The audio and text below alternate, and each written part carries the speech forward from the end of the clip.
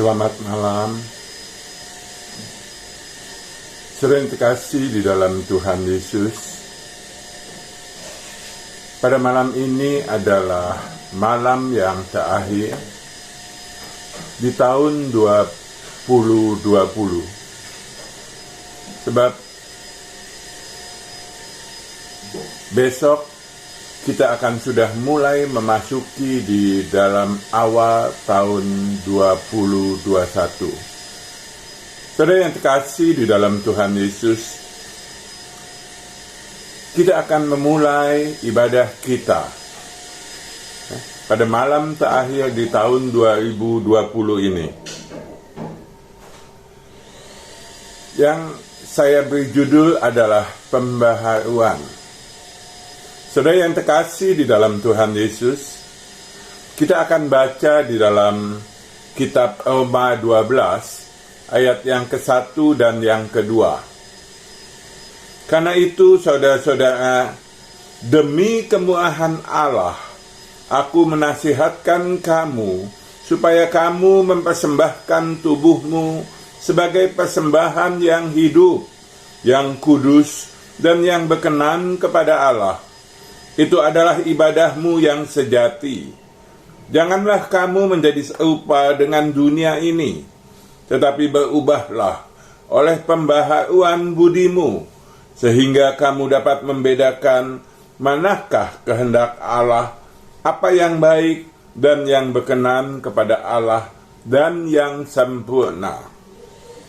Saudara yang terkasih di dalam Tuhan Yesus, menghadapi tahun 2021 ini, kita harus melihat ke belakang. Bagaimana pada tahun 2020 itu kita mengalami begitu banyak kelesuan. Kelesuan di dalam ekonomi, kelesuan di dalam segala hal. Bahkan begitu banyak terjadi perubahan, begitu banyak terjadi sesuatu yang berbeda, yang sebelumnya tidak pernah kita pikirkan. Saudara yang terkasih di dalam Tuhan Yesus, kita tahu bahwa COVID-19 itu sudah membuat kita menjadi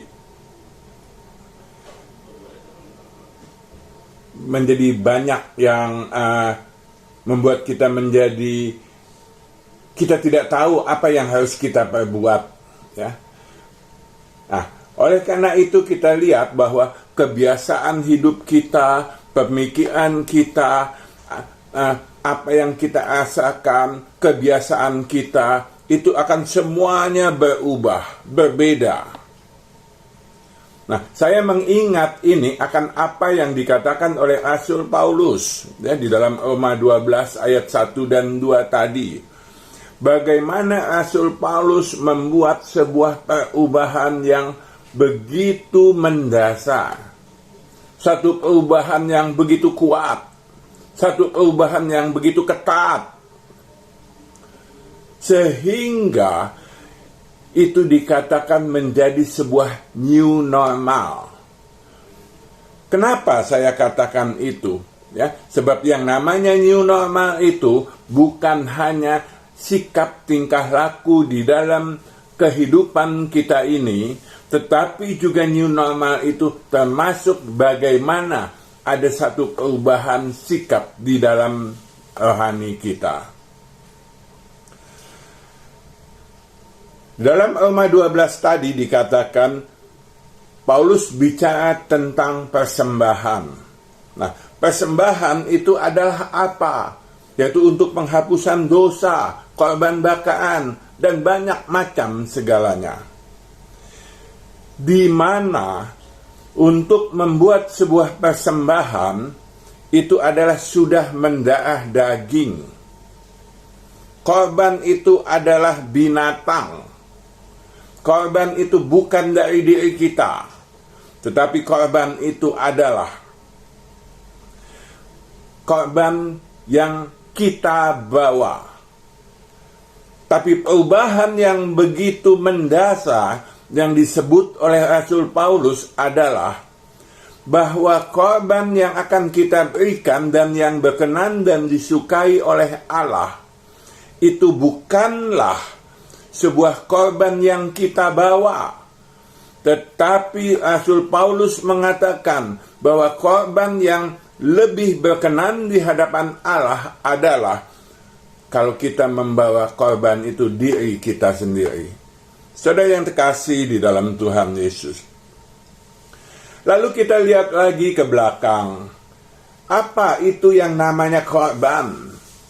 Yang namanya korban itu pada waktu zaman di dalam perjanjian lama, Yudaisme, ya, dia memakai binatang, sesuatu yang dia bawa. Bahkan Abraham, dia membawa bukan domba, tetapi anaknya Ishak. Jadi sesuatu yang dia bawa. Tetapi Rasul Paulus mengatakan diri kita adalah korban yang berkenan di hadapan Tuhan. Nah, binatang pada waktu itu, binatang yang bagaimana? Yaitu binatang yang sudah diseleksi. Korban yang harus sempurna. Yang tidak boleh luka, apalagi cacat. Ya. Sehingga kalau kita lihat ada para gembala di Efata yang pada waktu Natal, ya, mereka datang kepada Tuhan Yesus. Sebetulnya gembala-gembala di sana adalah mereka menggembalakan domba-domba khusus, yaitu domba-domba yang akan diberikan untuk menjadi sebuah persembahan. Nah, kalau domba-domba itu yang akan diberikan untuk menjadi persembahan, itu mendapatkan perawatan yang khusus. Jadi sebuah korban itu tidak boleh yang asal-asalan, tapi sebuah korban yang sudah terseleksi dengan sangat baik. Ya. Nah, pada waktu kita memberikan korban itu, maka pasti ada kesakitan. Kenapa? Karena korban itu pasti disembelih. Ada darah yang keluar. Dan pasti ada kesakitan. Kenapa? Di dalam Ibrani 9 ayat 22 dan 23a mengatakan, dan hampir segala sesuatu disucikan menurut hukum Taurat dengan darah, dan tanpa penumpahan darah tidak ada pengampunan. Jadi segala sesuatu yang melambangkan apa yang ada di surga haruslah ditahirkan secara demikian. Satu korban untuk penghapusan dosa. Nah, penghapusan dosa, kita tahu dosa itu apa? Dosa adalah hamartia, yaitu yang tidak tepat pada sasaran. Seorang yang menembak tidak tepat di dalam sasaran, melenceng 1 mili, melenceng 10 senti, melenceng 1 meter, itu semua adalah tidak tepat. Dan itulah yang namanya dosa. Dan bahkan kaum Yudaisme pada waktu itu, dia membagi 3 tingkatan dosa. Tingkat yang pertama dari dosa adalah yang disebut dengan nama hakat, yaitu adalah sebuah kekeliruan, ketidaktepatan sasaran, kekurangan di dalam sebuah tindakan dosa itu yang dilakukan tanpa pengetahuan, yang dilakukan tanpa kesengajaan, yang dilakukan di dalam keadaan yang tidak sadar. Itu adalah sebuah dosa. Kita akan bisa membaca dengan lebih banyak di dalam Imamat 4 ayat 1 sampai dengan 35. Ya, saudara bisa membaca lagi bagaimana apa yang disebut dosa yang tidak disengaja itu begitu luar biasa. Bagaimana harus menebus itu semua. Tapi ada dosa yang lebih lagi, yaitu pada tingkat yang kedua yang disebut dengan nama awon. Pelanggaran yang dilakukan dengan sebuah kesadaran. Dan dosa yang tingkat ketiga adalah dosa yang dilakukan dengan sebuah niat jahat. Jadi ada 3 jenis dosa. Dosa yang dilakukan tanpa kesadaran, dosa yang dilakukan dengan kesadaran, dan dosa yang dilakukan dengan sebuah niat jahat. Saudara terkasih di dalam Tuhan Yesus, nah, untuk itu semua dibutuhkan sebuah korban. Nah, untuk penghapusan dosa, istilah korban di sini sebetulnya adalah supaya membuat kita menjadi lebih intim dengan Tuhan, membuat kita menjadi lebih dekat dengan Tuhan. Bila kita memberikan itu sebuah korban, itulah maka Yesus menjadi anak domba Allah, menjadi korban tebusan yang akan mendekatkan kita kepada Allah Bapa. Saudara yang terkasih di dalam Tuhan Yesus, di dalam sebuah pengorbanan sangat dibutuhkan darah. Ada kesakitan. Bukan hanya sekedar tindakan dan pengorbanan, tapi juga ada kesakitan. Itulah yang dikatakan oleh Rasul Paulus, bahwa kalau kita mau memberikan korban, sebaiknya diri kita yang kita berikan. Lalu kita lihat ayat-ayat tentang pengorbanan yang disukai oleh Allah. Ya, di dalam Hosea 6 ayat 6 dikatakan, sebab aku menyukai kasih setia dan bukan korban sembelihan, dan menyukai pengenalan akan Allah lebih daripada korban-korban bakaran. Di dalam Mazmur 51 ayat 16 dan 17 dikatakan, sebab engkau tidak berkenan kepada korban sembelihan, sekiranya ku persembahkan korban bakaran, engkau tidak menyukainya. Korban sembelihan kepada Allah ialah jiwa yang hancur, hati yang patah, dan remuk tidak akan ku pandang hina, ya Allah. Saudara yang terkasih di dalam Tuhan Yesus, persembahan pada umumnya itu binatang. Walaupun tadi sudah saya katakan bahwa Abraham membawa anaknya Ishak sebagai sebuah korban persembahan. Ya. Tetapi semua korban itu bukan dari diri kita.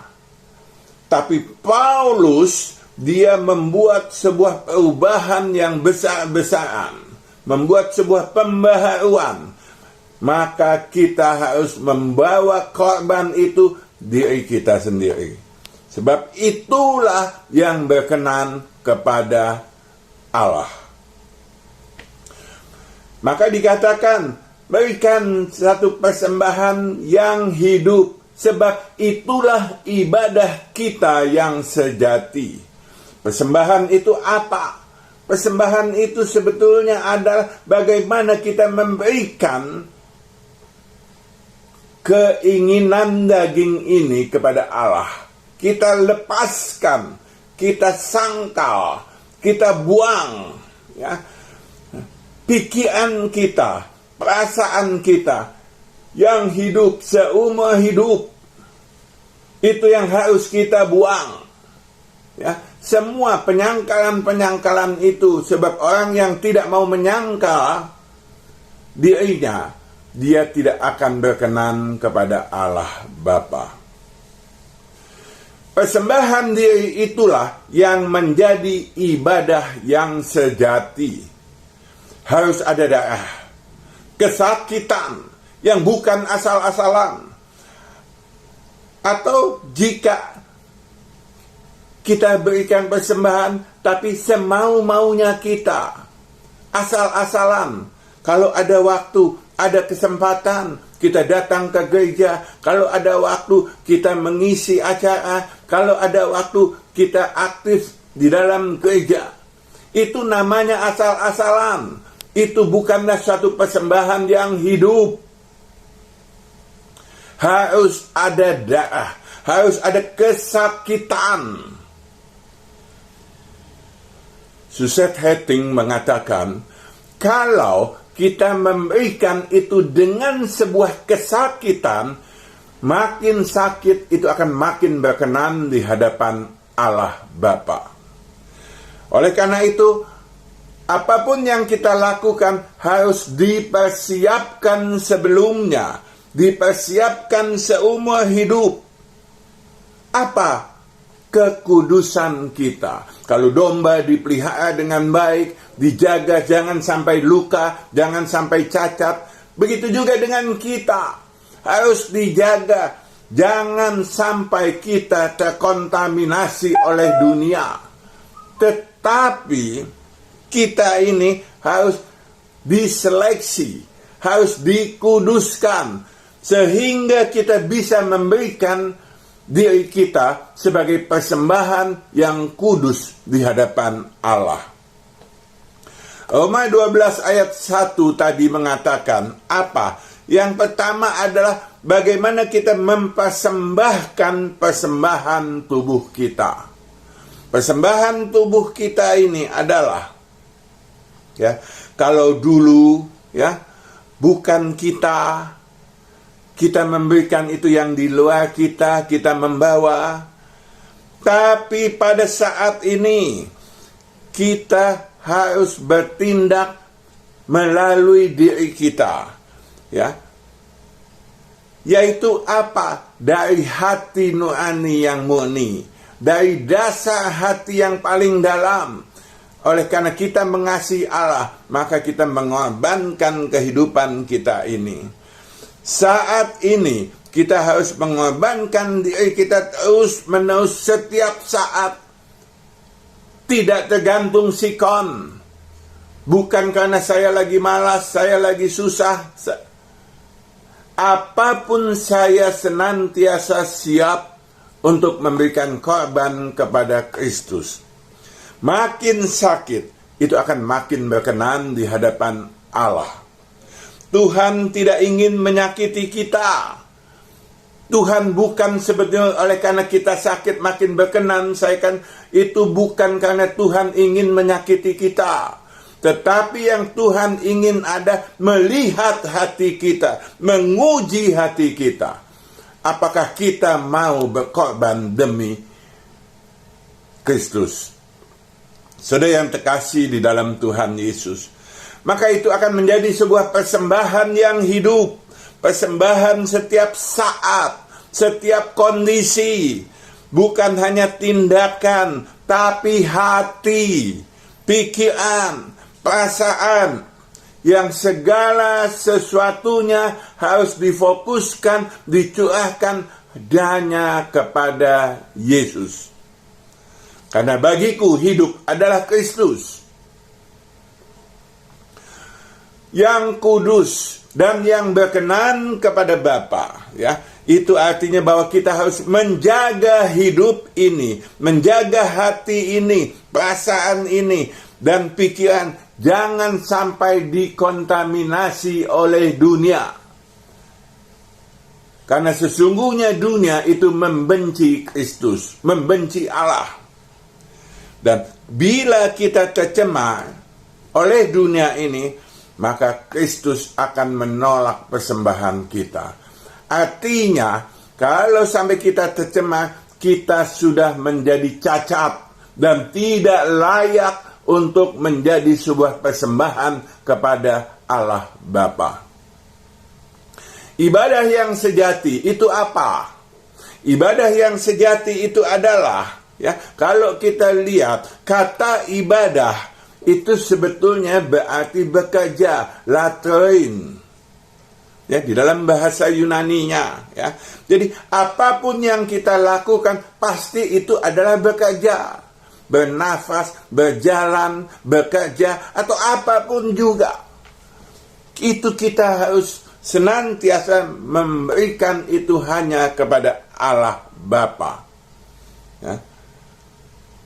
Adam Hawa di Taman Eden kita tahu Ya, ngapain Adam Hawa di Taman Eden? Dia beribadah. Tapi apakah yang dikatakan ibadah dia berdoa, dia bernyanyi memuji Tuhan? Tidak. Dia bekerja melakukan perintah Allah, tugas yang Allah berikan di Taman Eden. Dan dia dikatakan dia beribadah di Taman Eden. Begitu juga dengan kita. Kalau kita mau beribadah, maka di dalam segala segi, kata ibadah di sini adalah kata ibadah yang asli, bukan persepsi ibadah yang pada umumnya kita kenal, yang hanya datang pada hari Minggu ke dalam gereja. Roma 12 ayat 2 mengatakan, ya, jangan menjadi serupa dengan dunia. Ya. Jangan menjadi serupa dengan dunia, tetapi buatlah sebuah pembaharuan budi.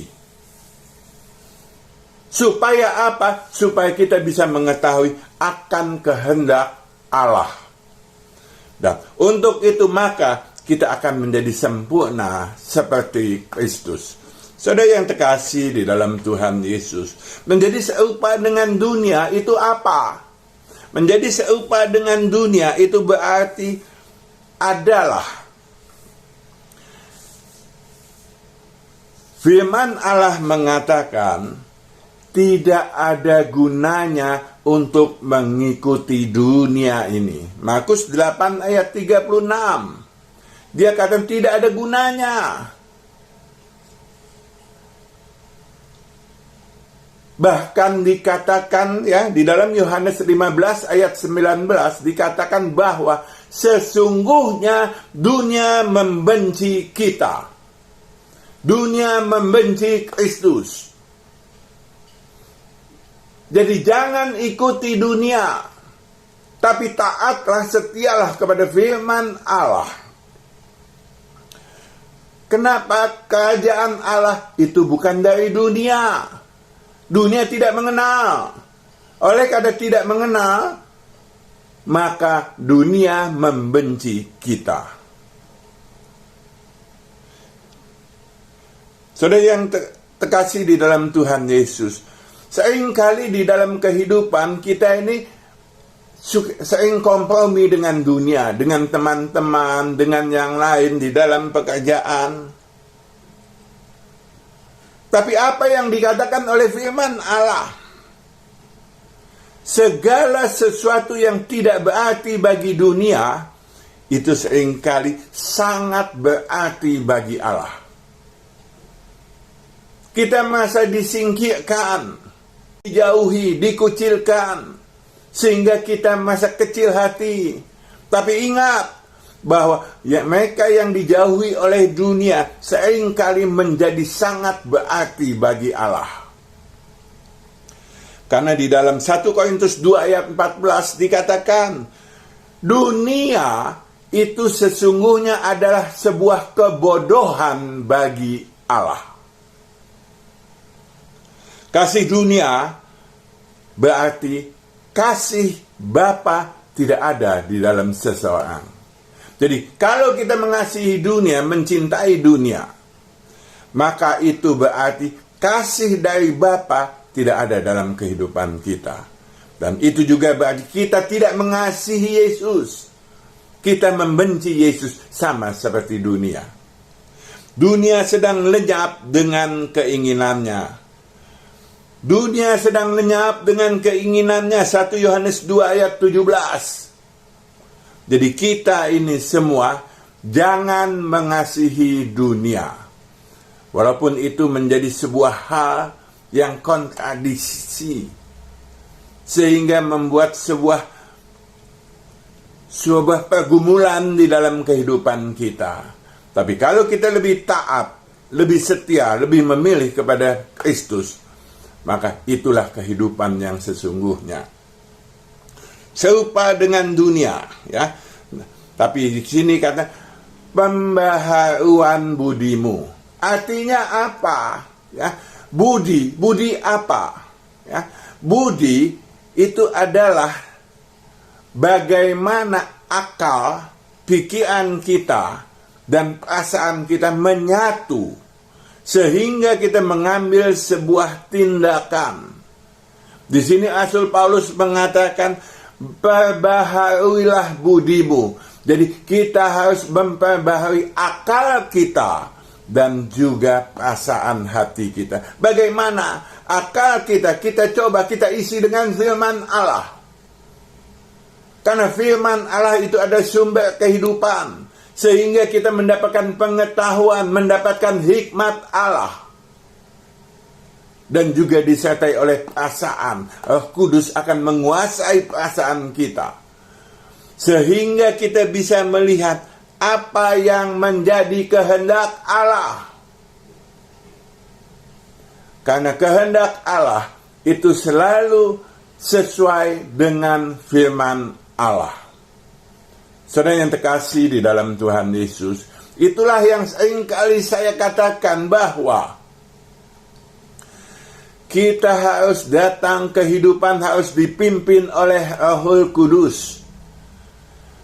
Kehidupan yang dipimpin oleh Roh Kudus bukan dengan keinginan kita. Dan bagaimana kita mendapatkan itu semua? Kita harus melengkapi diri kita dengan firman Allah. Mohon penerangan daripada Roh Kudus, sehingga kita bisa mengerti. Kita lakukan kehendak Allah. Di situ kita mendapatkan pengalaman. Kita mengerti apa kehendak Allah buat hidup kita. Sebab Allah menginginkan pada setiap individu adalah sebuah tugas yang berbeda-beda. Sebuah tugas yang berlainan, yang tidak sama. Jadi jangan, oh dia begini, saya juga mau seperti. Tidak. Tuhan memberikan kita tugas yang berbeda-beda pada setiap individu. Kalau kita dekat dengan Tuhan, kita saling dengar-dengaran dengan Tuhan, maka kita akan tahu apa yang Tuhan inginkan dari kita semua. Dan kalau itu semua sudah, maka kita akan menjadi sempurna seperti Kristus. Kenapa? Karena Allah menginginkan sebuah persembahan, sebuah korban yang sempurna, tidak ada cacat, tidak ada celah, yang selalu fokus hanya kepada Kristus. Saudara yang terkasih di dalam Tuhan Yesus, Tuhan mengatakan, hendaklah engkau sempurna, sebab aku ini sempurna. Maka kita pun harus menjadi seperti Kristus. Yesus, walaupun dalam rupa Allah, dia menjadi manusia. Dan dia sanggup melakukan itu semua. Itu menjadi sebuah prototipe. Menjadi sebuah contoh buat kita. Yang Tuhan mau katakan bahwa manusia, kamu semua sanggup melakukan itu. Sebab Tuhan pun telah menjadi manusia dan dia sanggup. Karena pada waktu itu Tuhan Yesus, dia sudah menjadi manusia yang seutuhnya. Saudara yang terkasih, pada saat ini juga kita lihat apa yang harus kita lakukan. Ya, jadi dengan kita menghabiskan tahun 2020 ini, kita menyongsong tahun 2021, maka harus ada sebuah perubahan, harus ada sebuah perbedaan. Dan inilah pembaharuan yang dikatakan oleh Rasul Paulus, bahwa kalau dulu kita memberikan dari luar, kita memberikan persembahan bukan dari diri kita, tapi saat ini Rasul Paulus katakan, baiklah kita memberikan sebuah persembahan diri kita sendiri sebagai sebuah persembahan yang hidup. Dan itulah ibadahmu yang sejati. Maka kita lihat cobaan, terpaan pada tahun 2020 ini seharusnya akan membuat kita makin dewasa rohani. Bukan hanya yang namanya new normal itu, sebuah perubahan sikap hidup, tapi juga sikap rohani kita, membawa kita menjadi lebih dekat kepada Allah. Perubahan itu harus terjadi dalam segala lini, dalam segala bidang, dalam segala segi. Jangan sampai kita jatuh untuk kedua kali. Sebab keledai pun tidak akan jatuh di dalam lubang yang sama untuk kedua kali. Pertemuan kita dengan Kristus itu makin hari menjadi semakin dekat. Sehingga satu saat nanti kita akan bertemu muka dengan Yesus secara pribadi. Kita tunduk kepala. Terima kasih Tuhan Yesus, terima kasih untuk semuanya. Tuhan pimpin kami. Kami telah melewati tahun 2020 ini dengan segala hal, dengan segala kesedihan, dengan segala sukacita, dengan segala apa yang ada pada kami. Tuhan tahu itu. Biarlah Tuhan untuk menyongsong tahun 2021 ini Tuhan pimpin kami sehingga kami menjadi lebih tegar, kami menjadi lebih mampu untuk menghadapi itu semua. Terima kasih Tuhan Yesus, pimpin juga seluruhnya Tuhan. Keluarga kami Tuhan, keluarga jemaat Gereja Maranatha, pimpin mereka semua Tuhan. Sehingga di dalam tahun ke depan, mereka semua akan makin sempurna di hadapan Allah. Begitu juga Tuhan kami mau berdoa untuk Bapak Gembala kami, Bapak Ruben, Bapak Waris, dan juga semua majelis, semua ibu-ibu, semua bapak-bapak, anak-anak, semua. Kami serahkan itu semua kepada Tuhan. Karena kami tahu ada satu tangan yang kuat, ada satu tangan yang mampu untuk membawa kami pada kondisi yang lebih baik. Terima kasih Tuhan Yesus. Lebih utama Tuhan, agar di dalam tahun 2021 ini Tuhan, kami menjadi semakin dekat dengan Tuhan. Kami tidak jauh, iman kami akan menjadi semakin ditambahkan. Terima kasih Bapa. Dalam nama Tuhan Yesus kami mohon. Haleluya. Amin.